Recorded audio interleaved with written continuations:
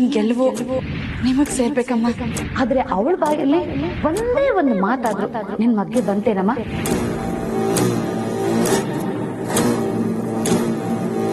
ಜನನಿ, ಯಾಕೆ ಬೇಜಾರಿದ್ಯಾ?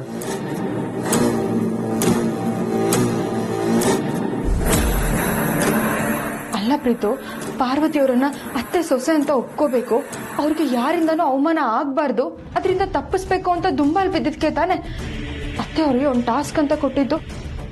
ಹೌದು, ಪ್ರತಿ ಟಾಸ್ಕಲ್ಲೂ ಪಾರ್ವತಿಯವ್ರು ಗೆಲ್ಲಿ ಅಂತ ನಾವ್ ಎಲ್ರೂ ಅವ್ರ ಜೊತೆಗೆ ನಿಂತ್ವಿ ತಾನೆ.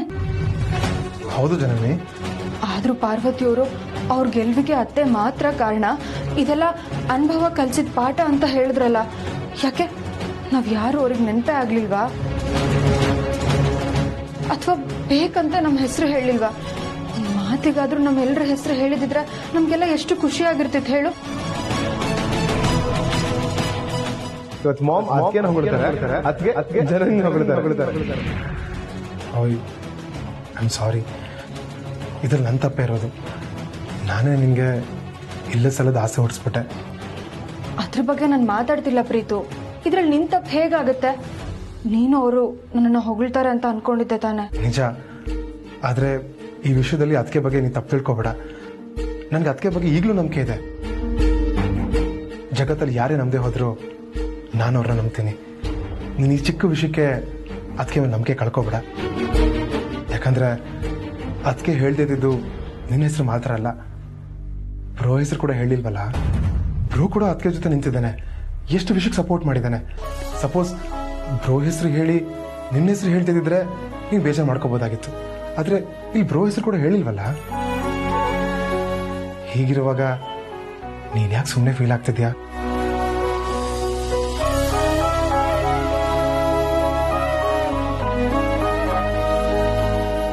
ನೀವೆಲ್ಲರೂ ನನಗೋಸ್ಕರ ಊಟ ಬಿಟ್ರಿ. ಪಾಪ ಜನನಿಯವರು ಅವ್ರ ತವ್ರ ಮನೆಯಲ್ಲೂ ಬಟ್ಟೆ ಒಗ್ದಿದ್ರೋ ಇಲ್ವೋ, ಆದ್ರೆ ಇಲ್ಲಿ ನನಗೋಸ್ಕರ ಬಟ್ಟೆ ಒಗಿದ್ರು. ಇನ್ನು ನನ್ನ ಮೈದ್ನ ಐರನ್ ಮಾಡೋದಕ್ಕೆ ಹೋಗಿ ಕೈ ಸುಟ್ಕೊಂಡ್ರು. ನೀವೆಲ್ಲರೂ ಮಾಡಿರೋ ತ್ಯಾಗ ಒಂದ ಎರಡ, ಎಲ್ಲದಕ್ಕಿಂತ ದೊಡ್ಡ ತ್ಯಾಗ ಅಂತಂದ್ರೆ ಅದು ಜನನಿಯವ್ರದ್ದು. ನಾನ್ ಹೂಡ್ಕೆದಾರರ ಹತ್ರ ಮಾತಾಡ್ಲಿ ಅಂತ ಪಾಪ ಅವ್ರ ಗಂಡನಿಂದ ಅವರು ಏಟ್ ತಿಂದ್ರು. ನನ್ ಸ್ವಂತ ತಂಗಿ ಇದ್ದಿದ್ರು ಈ ತರ ಮಾಡ್ತಿದ್ಲೋ ಇಲ್ವೋ ಗೊತ್ತಿಲ್ಲ. ಅವ್ರ ಉಪಕಾರನ ಈ ಜನ್ಮ ಪೂರ್ತಿ ಮರೆಯಲ್ಲ.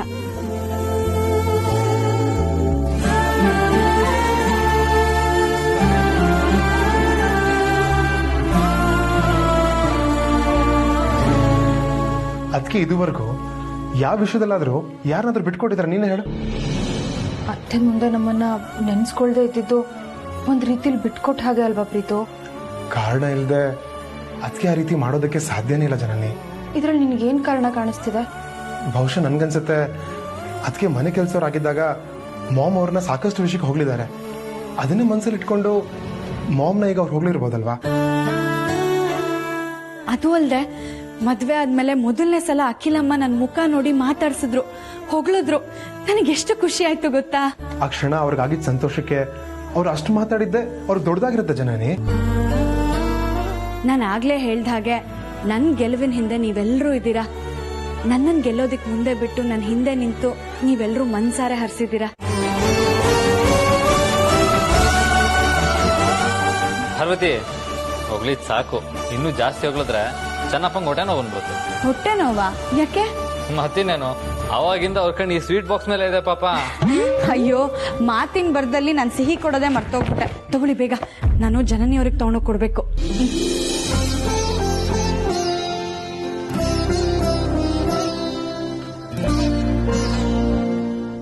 ಈ ವಿಷಯದಲ್ಲಿ ಸ್ವಚ್ಛವಾದ ಬಿಳಿ ಬಟ್ಟೆನ ಒಂದು ಕಪ್ಪು ಚುಕ್ಕೆ ನುಂಗಾಕ್ತು ಅನ್ನೋ ಥರ ಆಗಬಾರ್ದು. ಒಂದು ಕೆಲಸ ಮಾಡೋಣ, ಈ ವಿಷಯ ನಾವು ಮಾತಾಡಿ ಏನು ಪ್ರಯೋಜನ ಇಲ್ಲ. ನೇರವಾಗಿ ಅದಕ್ಕೆ ಹತ್ರ ಹೋಗಿ ಕ್ಲಾರಿಫೈ ಮಾಡ್ಕೊಳ್ಳೋಣ.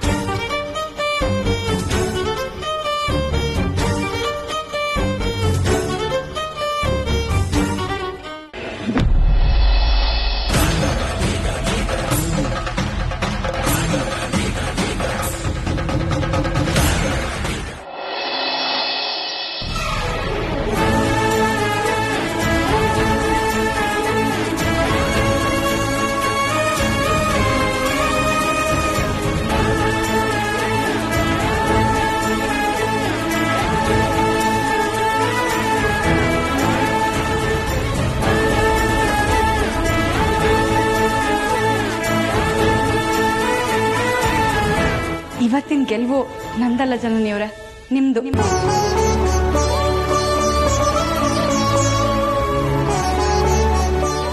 ಈ ಗೆಲುವನ್ನ ನಾನು ನಿಮಗೆ ಅರ್ಪಿಸ್ತೀನಿ.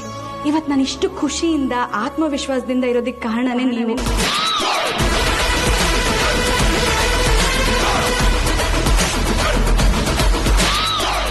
ನಾನು ಈ ಮನೆ ಕೆಲಸದೊಳಗೆ ಬಂದಾಗ್ಲಿಂದ ಅಖಿಲಮ್ಮ ನನ್ನನ್ನು ಸುಮಾರು ಸಲ ಹೋಗ್ಲಿದ್ದಾರೆ. ಆದ್ರೆ ಈ ಮನೆಗೆ ಸೊಸೆಯಾಗಿ ಬಂದಾಗಿಂದ ಇದೇ ಮೊದಲನೇ ಸಲ ನನ್ನ ಕಣ್ಣಲ್ಲಿ ಕಣ್ಣಿಟ್ಟು ನೋಡಿ ನನ್ನನ್ನು ಹೋಗ್ಲಿದ್ದು. ಆಕಾಶನೇ ನನ್ನ ಮುಂದೆ ಇಟ್ಟಷ್ಟು ಖುಷಿ ಆಯ್ತು ಗೊತ್ತಾ. ಆ ಕ್ಷಣ ನಾನು ಸಂತೋಷದ ಸಾಗರದಲ್ಲಿ ಮುಳುಗ್ ಹೋಗಿದ್ದೆ. ಖುಷಿ ಅನ್ನೋ ಗಾಳಿಲಿ ತೇಲ್ತಾ ಇದ್ದೆ. ಅದಕ್ಕೆ ಅಖಿಲಮ್ಮನ ಮುಂದೆ ನಾನು ನಿಮ್ಮನ್ನ ಯಾರನ್ನೂ ಹೊಗಳಿಲ್ಲ, ನಿಮ್ಗಳು ಯಾರ ಹೆಸರು ಹೇಳಲಿಲ್ಲ. ನನ್ನನ್ನು ತಪ್ಪಾಗಿ ತಿಳ್ಕೊಬೇಡಿ ಆಯ್ತಾ. ಪಾರು, ನಿನ್ ಮನ್ಸೇನು ಅಂತ ನಮ್ಗೆಲ್ಲರಿಗೂ ಗೊತ್ತು. ನಿನ್ನ ತಪ್ಪಾಗಿ ತಿಳ್ಕೊಳ್ಳುವಂತ ಸಣ್ಣ ಮನ್ಸು ನಮ್ ಯಾರಿಗೂ ಇಲ್ಲ ಅಲ್ವೇ ನಮ್ಮ ಜಾನಿ? ಹೌದು ಹೌದು. ಇವಳು ಯಾವಳಪ್ಪ ಇವಳು? ಇಷ್ಟೊತ್ತು ಇವಳು ತಲೆ ತುಂಬಿ ಬಂದಿದ್ದೀನಿ, ಆದ್ರೂ ಇವಳು ಮುಂದೆ ಬಂದ್ಬಿಟ್ಟು ಹಲ್ಕಿಸ್ಕೊಂಡು ನಿಂತಿದ್ದಾಳೆ. ನನ್ನಿಂದ ಆಗಲ್ಲ ಅಂತ ಕೈ ಕಟ್ಕೊಂಡು ಕೂತಿದ್ದೆ. ನನ್ನನ್ನು ಹುರಿದುಂಬಿಸಿ ಗೆಲ್ಲೋ ಹಾಗೆ ಮಾಡಿದ್ ನೀವು. ಅದಕ್ಕೆ ಈ ಗೆಲುವಿನ ಶ್ರೇಯಸ್ಸು ನಿಮ್ಗೆ ಸಲ್ಬೇಕು ಜನನಿಯವರೇ.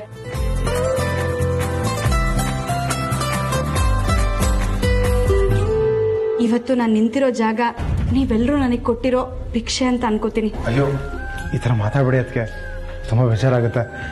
ನಾವು ಮಾಡಿರೋ ಸಹಾಯಕ್ಕಿಂತ ನೀವು ಬ್ರೋ ಮಾಡಿರೋ ಸಹಾಯ ತುಂಬಾನೇ ದೊಡ್ಡದು. ಸರಿ ಬಿಡಿ, ಅಂತೂ ಅನ್ಕೊಂಡಿದ್ದನ್ನ ಸಾಧಿಸ್ತಾ ಬರ್ತಾ ಇದೀವಿ. ಈ ಗೆಲುವು ಕೊನೆವರೆಗೂ ಸಿಗ್ತಿರ್ಬೇಕು. ಎಸ್ ಬ್ರೋ, ಖಂಡಿತ ಆಗುತ್ತೆ ಅಲ್ವಾ ಜನನಿ?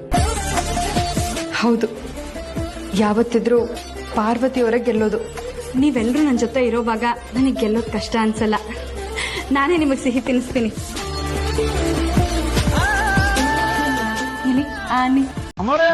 ನಮ್ ಗಣಿ SSLC ಪಾಸ್ ಆದ.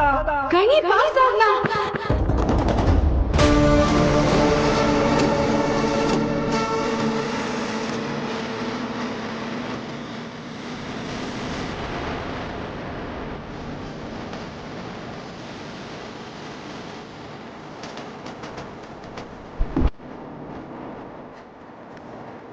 ಆಹಾ, ಇಷ್ಟೊತ್ತು ಕಾದದಕ್ಕೆ ಒಳ್ಳೆ ಟೈಮ್ ಬಂತು. ಈಗ ತಲೆಗಲ್ಲ, ಮೆದುಳಿಗೆ ಕೈ ಹಾಕ್ತೀನಿ.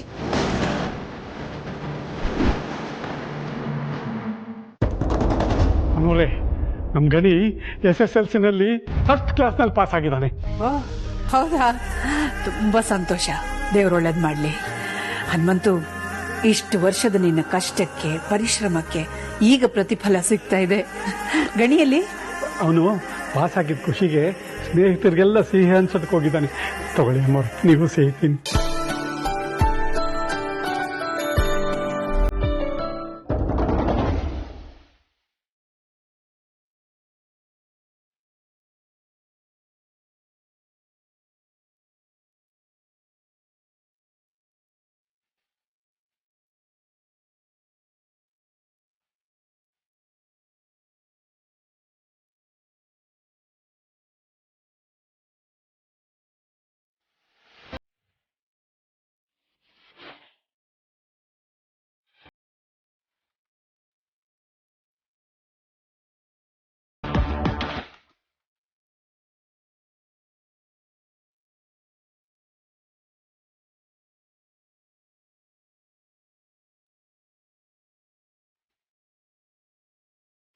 ಅಮ್ಮವ್ರೆ, ಇವತ್ತು ನನ್ನ ಮಗ ಗಣಿ ಪಾಸ್ ಆಗಿದ್ದಾನೆ ಅಂದ್ರೆ ಅದು ನೀವು ಕೊಟ್ಟಿರೋ ಸವಲತ್ತಿಂದ. ಈ ಋಣನ ನಾನು ಯಾವತ್ತೂ ಮರೆಯೋದಿಲ್ಲ. ಹನುಮಂತು, ಇನ್ನೂ ಚೆನ್ನಾಗಿ ಓದ್ಸು. 10ಗೆನೆ ಕೆಲಸ ಕೊಡ್ತಾರೆ ಅಲ್ವಾ? 10ಗೆ ಇಲ್ಲ, ನನ್ನ ಮಗನ್ನ ಅರಸನ ಕೋಟೆಗೆ ಕೆಲಸಕ್ಕೆ ಕಳ್ಸಲ್ಲ.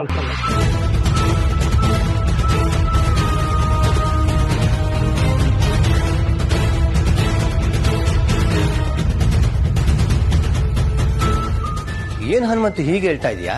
ಅರಸನ ಕೋಟೆಯಲ್ಲಿ ಕೆಲಸ ಸಿಗ್ಬೇಕು ಅಂತ ಹೇಳಿದ್ರೆ ಅದೃಷ್ಟ ಮಾಡಿರ್ಬೇಕು ಅಂತಾರೆ. ಅಂತಂದ್ರೆ ನಾನೇ ಹೇಳ್ತಿದ್ರು ಕಳ್ಸಲ್ಲ ಅಂತ ಹೇಳ್ತಿದ್ಯಾ? ನನಗಿರೋ ನಿಯತ್ತು ನನ್ನ ಮಕ್ಳಿಗೂ ಇರ್ಬೇಕಲ್ಲ ಯಜಮಾನ್ರೆ.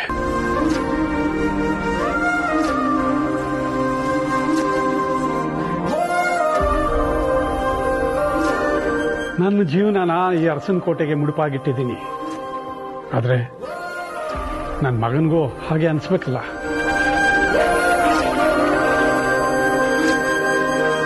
ನನ್ನ ಮಗ ನನಗೆ ಅನ್ಯಾಯ ಮಾಡೋದು ಸಹಿಸ್ಕೋತೀನಿ. ಆದ್ರೆ ಅಮ್ಮವ್ರಿಗೆ ಈ ಅರಸನ ಕೋಟೆಗೆ ಅನ್ಯಾಯ ಮಾಡಿದ್ರೆ ನನ್ನಿಂದ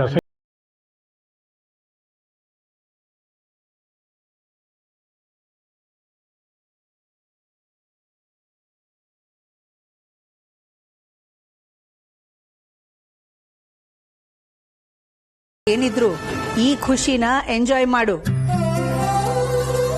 ಡ್ರೈವರ್ ಮಕ್ಕಳು ಡ್ರೈವರೇ ಆಗ್ಬೇಕು ಅಂತ ಏನೂ ಇಲ್ವಲ್ಲ, ಇನ್ನು ಮೇಲಿನ ಹಂತಕ್ಕೆ ಹೋಗ್ಬೋದು. ನಿನಗಿರೋ ಶ್ರದ್ಧೆಗೆ ನಿಯತ್ತಿಗೆ ನೀನು ಎಲ್ಲೋ ಇರ್ಬೇಕಾಗಿತ್ತು. ಆದ್ರೆ ವಿದ್ಯಾಭ್ಯಾಸ ಇಲ್ಲ, ಏನ್ ಮಾಡೋದು? ಅದಕ್ಕೆ ನೀನು ಇಲ್ಲಿ ಡ್ರೈವರ್ ಆಗಿದ್ಯಾ. ಅದ್ರ ಬಗ್ಗೆ ನನಗೂ ಸ್ವಲ್ಪ ಬೇಜಾರೇ ಇದೆ. ಆದ್ರೆ ಏನ್ ಮಾಡೋದು? ಅದನ್ ಬಿಟ್ರೆ ನಿನಗ್ ಬೇರೆ ಕೆಲಸ ಬರಲ್ವಲ್ಲ. ಡ್ರೈವರ್ ಕೆಲಸ ಆದ್ರೂ ನಿಯತ್ತಾಗಿ ಮಾಡ್ತಿದ್ದೀನಿ ಅಮ್ಮವ್ರೆ. ಅದರಲ್ಲೇ ನನಗೆ ನೆಮ್ಮದಿ ಇದೆ. ಎಷ್ಟು ದುಡಿದ್ವಿ ಅನ್ನೋದಕ್ಕಿಂತ ಹೇಗ್ ದುಡಿತಿದೀವಿ, ಹೇಗ್ ಬದುಕ್ತಿದೀವಿ ಅನ್ನೋದು ಮುಖ್ಯ ಅಲ್ವಾ? ವಾವ್, ಎಂತ ಮಾತು ಹೇಳಿದೆ ಹನುಮಂತು, ಸೂಪರ್. ಹನುಮಂತು, ಗಣಿ ಓದಿನ ವಿಷಯದಲ್ಲಿ ಯಾವ ಕಾರಣಕ್ಕೂ ಸೋಲ್ಬೇಡ. ಅದೇನ್ ಅಡ್ಡಿ ಆತಂಕ ಬೇಕಾದ್ರೂ ಬರ್ಲಿ, ಗಣಿಯ ಸಂಪೂರ್ಣ ಓದಿನ ಜವಾಬ್ದಾರಿ ಖರ್ಚು ನಂದು.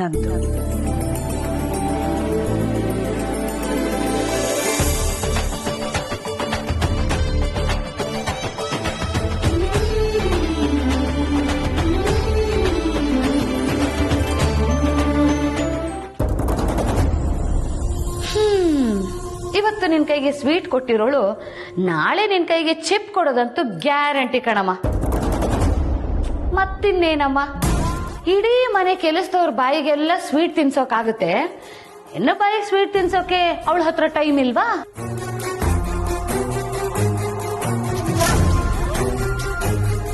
ನಿನ್ನ ಬಗ್ಗೆ ಅಷ್ಟೆಲ್ಲ ಭಾಷಣ ಬಿಗ್ದವಳ್ಗೆ ನಿನ್ ಬಾಯಿಗೆ ಒಂದ್ ಸ್ವೀಟ್ ಇಟ್ಟಿದ್ರೆ ಏನಾಗ್ತಿತ್ತು? ಅಷ್ಟು ಯೋಗ್ಯತೆ ಇಲ್ವಾ ನಿನ್ಗೆ? ಅದಕ್ಕೆ ನಾನು ಯಾವಾಗ್ಲೂ ನಿನಗ್ ಬೈಯೋದು, ಎಲ್ಲರನ್ನು ಒಳ್ಳೆಯವರು ಅಂತ ನಂಬೇಡ ಅಂತ. ಈಗ ನೋಡಿ ಏನಾಯ್ತು, ಒಳ್ಳೆಯವರು ಅನ್ಕೊಂಡು ಹಿಂದೆಯಿಂದ ನಿನಗೆ ಮೋಸ ಮಾಡ್ತಾ ಇದ್ದಾರೆ. ಅಲ್ಲ, ಅವಳ ತಮ್ಮ ಏನು ಸೀಮೆಗಿಲ್ದಿರೋನ 10th ಪಾಸ್ ಆದ್ನಂತೆ ಸುದ್ದಿ ಕೇಳಿದ ತಕ್ಷಣನೇ ಸ್ವೀಟ್ನ ನಿನ್ ಕೈಗೆ ಇಡೋ ಬದಲು ನಿನ್ ಬಾಯಿಗೆ ಒಂದ್ ಸ್ವಲ್ಪ ತಿನ್ಸಿ ಹೋಗ್ಬಿಡ್ಬೋದಿತ್ತಲ್ಲ, ಅಷ್ಟು ಟೈಮ್ ಇಲ್ವಾ ಅವಳಿಗೆ?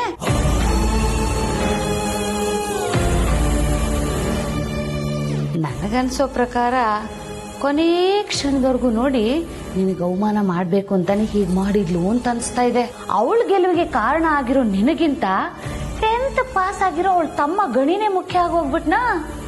ಅಲ್ಲಿಗೆ ಅವನು ಸ್ವಂತದವನು, ನೀನು ಹೊರಗ್ನೋಳು ಅನ್ನೋದನ್ನ ಎಲ್ಲರ ಮುಂದೆ ಪ್ರೂವ್ ಮಾಡ್ಬಿಟ್ಲಾ? ಈ ಮನೇಲಿ ಎಲ್ರು ನನ್ನನ್ನ ಕಾಮಿಡಿ ಪೀಸ್ ಅಂತ ಅನ್ಕೊಂಡಿದ್ದಾರೆ, ಆದ್ರೆ ಯಾರಿಗೂ ಗೊತ್ತಿಲ್ಲ ನಾನೇ ಮೇನ್ ಪಿಲ್ಲರ್ ಅಂತ.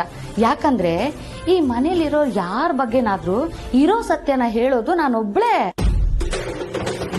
ಈಗ ನೀನೇ ಹೇಳಮ್ಮ, ಪಾರ್ವತಿಗೆ ಹೀಗ್ ಮಾಡು ಅಂತ ನಾನೇನಾದ್ರೂ ತಲೆ ಕೆಡ್ಸದ್ನಾ? ಇಲ್ಲ ತಾನೇ?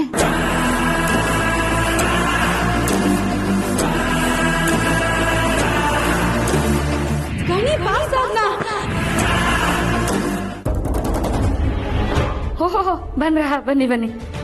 ಏನಮ್ಮ ಪಾರ್ವತಿ, ಅಂತೂ ಗಣಿ ಪಾಸ್ ಆಗ್ಬಿಟ್ನಾ? ಎಲ್ಲಿ ಸ್ವೀಟ್ ಕೊಡು. ತಗೊಳ್ಳಿ ಮೇಡಮ್. ಕ್ಷಮಿಸಿ ಜನನಿಯವರೇ, ಗಣಿ ಪಾಸ್ ಆದ ಅನ್ನೋ ಖುಷಿಗೆ ನಿಮಗ್ ಸಿಹಿ ತಿನ್ನಿಸ್ದೆ ಹಾಗೆ ಹೋಗ್ಬಿಟ್ಟೆ. ನಿಮ್ಗೆ ಗೊತ್ತಲ್ವಾ, ನಮ್ ಗಣಿಗ್ ಓದಲ್ ಆಸಕ್ತಿನೇ ಇಲ್ಲ. ಅವ್ನ್ ಪಾಸ್ ಆದ್ರೆ ಸಾಕು ಅಂತ ಅನ್ಕೊಂಡಿದ್ವಿ. ಅಪ್ಪ ಕೂಡ ಅವ್ನ ನಂತರ ಎಲ್ಲಿ ಓದ್ದೆ ಡ್ರೈವರ್ ಆಗ್ಬಿಡ್ತಾನೋ ಅಂತ ಬೇರೆ ಹೆದರ್ಕೊಂಡ್ಬಿಟ್ಟಿದ್ರು. ಅಂಥದ್ರಲ್ಲಿ ಅವನು ಪಾಸ್ ಆಗಿದ್ದಾನೆ. ನನಗಂತೂ ನಂಬೋದಕ್ಕೆ ಆಗ್ತಾ ಇಲ್ಲ. ಅವನಿಗೆ ಪಾಠ ಹೇಳ್ಕೊಟ್ಟಿದ್ದೆ ನೀವಲ್ವಾ, ನಿಮ್ಮಿಂದಾನೇ ಇವತ್ತೊಂದು ಪಾಸ್ ಆಗಿದ್ದು. ಅಕ್ಕ ತಮ್ಮನಿಬ್ರು ಗೆಲುವಿಗೂ ಇವತ್ತು ನೀವೇ ಕಾರಣ ಆಗ್ಬಿಟ್ರಿ. ಅದಕ್ಕೆ ಇವಾಗ ನೀವು 2 ಸಲ ಸಿಹಿ ತಿನ್ಬೇಕು. ಎಲ್ಲಿ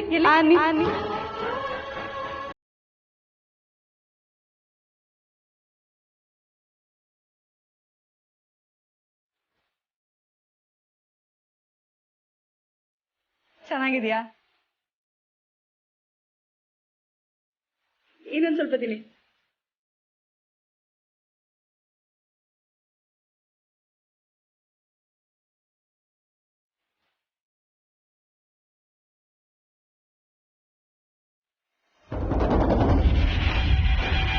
ಏನ್ ಫ್ರೆಂಡ್ಸ್, ಅವರಿಬ್ರು ಖುಷಿಯಾಗಿರೋದನ್ನ ನೋಡಿ ನಾನು ಹೊಟ್ಟೆ ಉರ್ಕೋತಾ ಇದ್ದೀನಿ ಅಂತ ಅನ್ಕೋತಾ ಇದ್ದೀರಾ? ನೋವೇ ಚಾನ್ಸೇ ಇಲ್ಲ. ನಾನ್ ಜನನಿ ಮನಸ್ಸಲ್ಲಿ ಬಿತ್ತಿರೋ ವಿಷದ ಬೀಜ ಕಾರ್ಕೋಟಕ ವಿಷಕ್ಕಿಂತ ಡೇಂಜರು. ಅದಿನ್ನೂ ಮೊಳಕೆ ಹೊಡಿಬೇಕು. ಅಲ್ಲಿವರೆಗೂ ಮಾತ್ರ ಜನನಿ ಮುಖದಲ್ಲಿ ಸಂತೋಷ. ನಾನ್ ಬಿತ್ತಿರೋ ವಿಷದ ಬೀಜ ಮೊಳಕೆ ಹೊಡೆದು ಗಿಡ ಆದ್ಮೇಲೆ ಆ ಪಾರ್ವತಿ ಮೇಲೆ ಹೆಂಗೆ ಪ್ರಯೋಗ ಬೀರುತ್ತೆ ಅಂತ ನೋಡ್ತಾ ಇರಿ.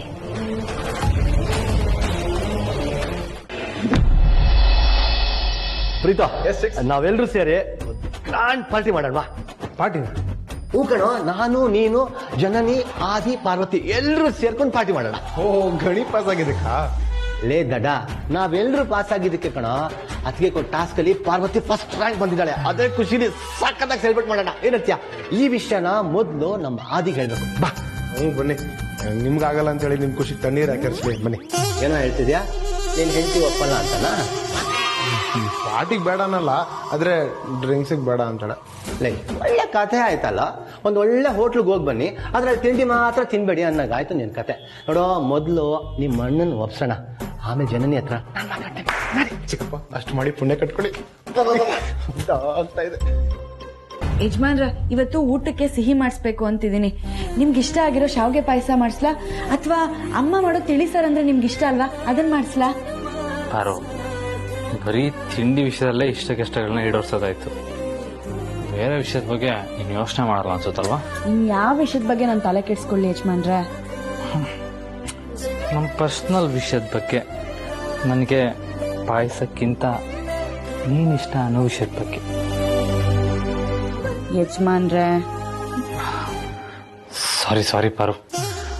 ಅಮ್ಮ ನಮ್ಮ ಮದ್ವೆನ ಮನ್ಸಾರೆ ಒಪ್ಕೊಳ್ಳೋವರೆಗೂ ನಾವಿಬ್ರು ದೂರ ಇರಬೇಕು ಅಂತ ನೀನು ಹೇಳಿದ್ದೆ ಅಲ್ವಾ?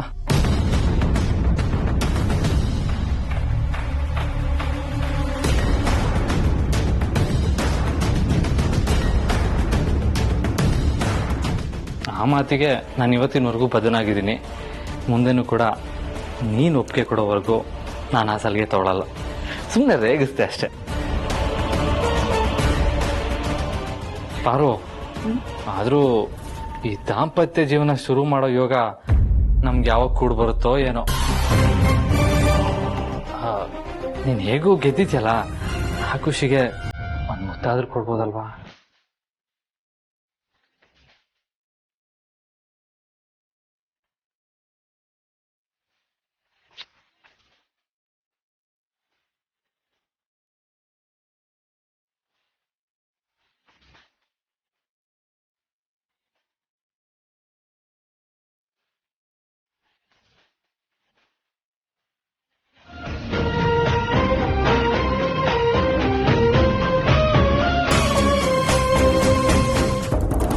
ಪ್ರೀತು, ಏನೋ ಇದು? ಏನ್ ನಡೀತಿದೆ ಇಲ್ಲಿ? ಮದುವೆ ಆಗಿ ಇಷ್ಟು ತಿಂಗಳುಗಳಾದ್ರೂ ಅವ್ರಿಬ್ರು ಮಧ್ಯೆ. ಈ ವಿಷಯ ನಂಗೆ ಮುಂಚೆನೆ ಗೊತ್ತಿತ್ತು.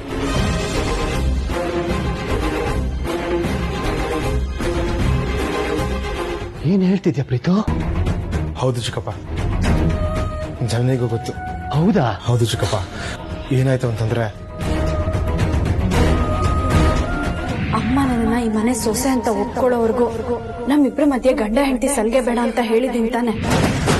ನೀವಿಷ್ಟು ಮುಂದುವರಿತಿದ್ದೀರಲ್ಲ, ಇದು ಸರಿಯಲ್ಲ.